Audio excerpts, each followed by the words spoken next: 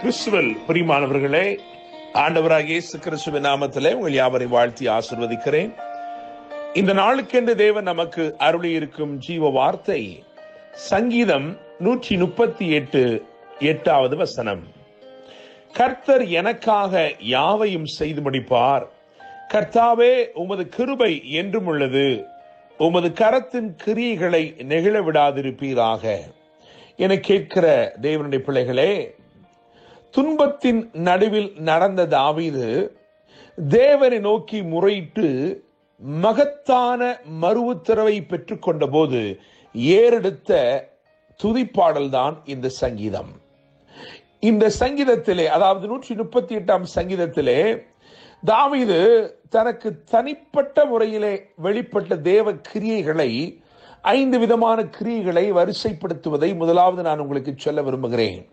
3வது வசனத்தை கவனிக்கும் பொழுது எனக்கு மறு உத்தரவு அருளினீர் என்று சொல்கிறான். அதே 3வது வசனத்திலே என்னை தைரியப்படுத்தினீர் என்று சொல்கிறான்.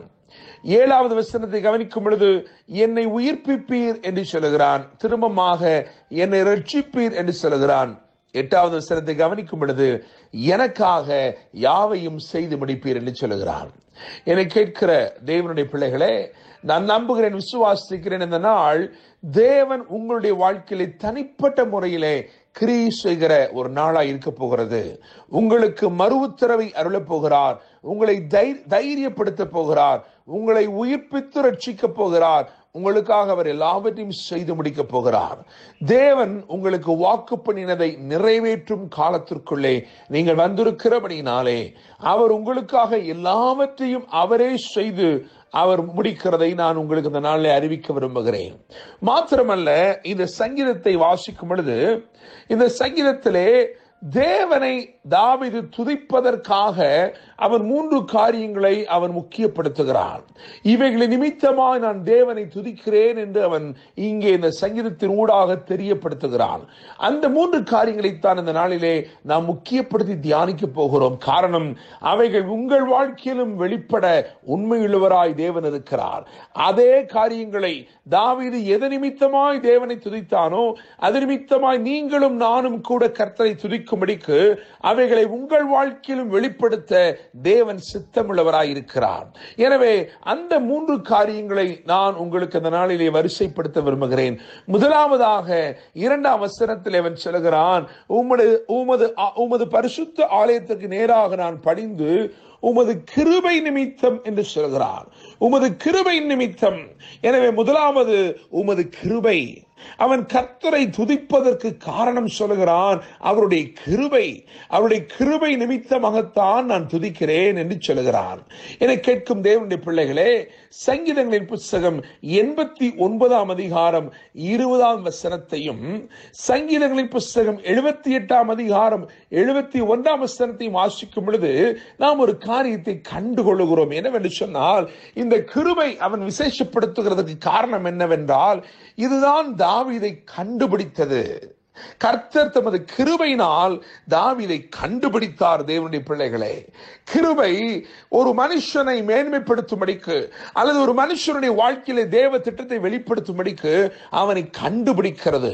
எனவே கிருபை இந்த நாளிலே உங்களுக்கு வெளிப்பட்டு உங்களுடைய சூழ்நிலையிலே நீங்கள் எங்கு இருந்தாலும், எப்படிப்பட்ட தரிப்படுத்தப்பட்ட நிலையில் இருந்தாலும், புறக்கணிக்கப்பட்ட நிலைமையில் இருந்தாலும், இந்த கிருபை இந்த காலை வேளையிலே உங்களை கண்டுபிடிக்கிறது. தேவனுடைய பிள்ளைகளே, எனவே முதலாவது அவன் தேவனை துதிக்கிறான். எதற்காக என்று சொன்னால், அவனை கண்டுபிடித்த கிருபைக்காக. கர்த்தருடைய கிருபை அவனை கண்டுபிடித்தது. கரவலாடுகளின் பின்னாக திரிந்த அவனை கர்த்தருடைய கிருபை கண்டுபிடித்தது. கர்த்தர் அவனை கண்டுபிடித்தார். எனவே கிருபை கண்டுபிடிக்கிறது.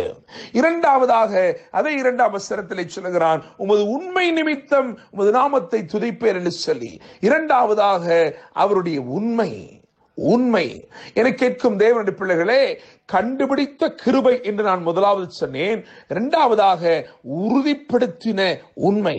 கர்த்தருடைய உண்மை கர்த்தருடைய வார்த்தையே. வேதத்திலே 2ஆம் வசனத்தில் எழுதியிருக்கிறது, இந்த 138ஆம் சங்கீதம் 2ஆம் வசனம், சகல பிரஸ்தாபங்களை பார்க்கிலும் உமது வார்த்தை நீர் மகிமைப்படுத்தி இருக்கிறீர் என்று சொல்லி, இந்த வார்த்தை தான் தாவீதை உறுதிப்படுத்தினது. தேவனுடைய பிள்ளைகளை, தாவீதை உறுதிப்படுத்தின கர்த்தருடைய உண்மை, கர்த்தருடைய வார்த்தை எவ்வளவு உண்மையாக இருந்தது என்று சொன்னால், அவர் சொன்ன வார்த்தையில் ஒன்று கூட தவறி போகவில்லை. அவருடைய வார்த்தை அவனை உறுதிப்படுத்தி நிலைப்படுத்தினது. உங்கள் வாழ்க்கையிலும் கர்த்தருடைய உண்மை கிரியை செய்ய போகிறது. அந்த உண்மை அவருடைய வசனத்தை கொண்டு, அவருடைய வார்த்தை கொண்டு உங்களை உறுதிப்படுத்த போகிறது. தேவனுடைய பிள்ளைகளே, மூன்றாவதாக 5வது வசனத்தில் இப்படியாய் சொல்லப்பட்டிருக்கிறது, கர்த்தரின் மகிமை பெரிதாயிருப்பதினால் அவர்கள் கர்த்தரின் வழிகளை பாடுவார்கள். தேவனை துதிப்பதற்கு 3 காரியங்கள் சொல்லப்பட்டிருக்கிறது. ஒன்று கிருபை, இன்னும் ஒன்று உண்மை, மூன்றாவது மகிமை. இந்த மகிமைதான் தாவீதை எல்லாவற்றிலும் மேன்மைப்படுத்தினது, மேன்மைப்படுத்தி உயர்த்தினது. அவனை அந்த மகிமை உயர்த்தி கொண்டே இருந்தது, அவனை மேன்மைப்படுத்தி கொண்டே இருந்தது. என கேட்கிற தேவனுடைய பிள்ளைகளே, அவனுக்காக வெளிப்பட்ட தேவ மகிமை அவனை மென்மேலும் மேன்மை அடைந்து கொண்டே இருக்க செய்தது. இன்னைக்கு நான் நம்புகிறேன், விசுவாசிக்கிறேன், கண்டுபிடிக்கும் கிருபை உங்களை கண்டுபிடிக்க போகிறது. உறுதிப்படுத்தும் உண்மை உங்களை உறுதிப்படுத்தி நிலைப்படுத்த போகிறது. மேன்மைப்படுத்தும் மகிமை உங்கள் வாழ்க்கையை வித்தியாசமாய் மேன்மைப்படுத்தி விசேஷப்படுத்தி அலங்கரித்து ஆசீர்வாதமாய் உயர்த்த போகிறது. இந்த வார்த்தையை கவனியுங்கள். சொல்லப்பட்டிருக்கிற சங்கீதம் 138:8, கர்த்தர் எனக்காக யாவையும் செய்து முடிப்பார். கர்த்தாவே, உமது கிருபை என்றும் எழுது, உமது கரத்தின் கிரியைகளை நெகிழ்விடாது இருப்பீராக. இந்த வார்த்தைகள் மூலமாய் கர்த்தர் தாமே உங்களை ஆசீர்வதித்து உயர்த்துவாராக. என்று அன்புடன் pastor Daniel Moses. God bless you.